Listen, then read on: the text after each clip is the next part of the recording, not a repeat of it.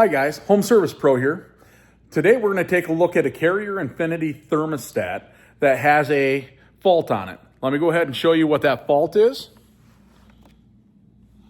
It's a 24 volt fuse open. So I'm going to go ahead and show you guys how to take care of that issue today.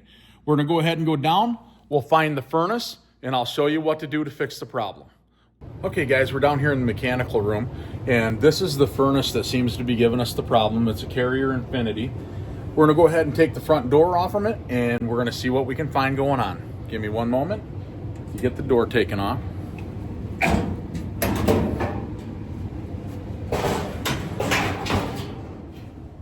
All right, so we got the door taken off of it. This is the unit here. We're gonna come down here, and we're gonna look in this window right here. And you can see that light flashing in there. If you notice, there's short flashes and long flashes. We're looking to count how many short and how many long. So there's two short, 1, 2, 3, 4. 4 long flashes. So then we're gonna go to the cover of the furnace, the door, which I took off. If we flip this door around, you can see on the back, there's a couple of sheets. And if you look, I don't know if that's focusing well or not, but 2 then 4, that's 24. So if you look at a 24 fault, it says right here, the secondary voltage, 24 volts, is shorted out or open. So what we're gonna do is we're gonna get a look at the fuse by taking the cover off where the control board is. So give me just a few minutes. There's a couple of screws I got to remove, and I'll be right back. Okay, as you can see, I've got the cover off. We got the control board right here. I'm gonna go ahead and get in here. I'm gonna get the fuse out of it, and we're gonna check it and see if it's good or bad. So let's go ahead and get in here. Got the fuse, I just pulled it. It's a 3 amp fuse. So we're gonna go ahead and put this aside, and we're gonna go ahead and grab a new fuse, which I have right here. We got a new 3 amp fuse.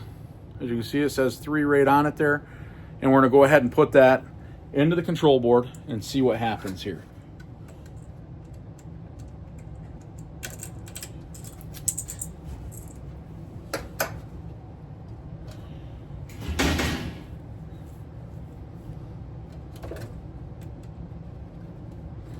Give that a minute, and there we go.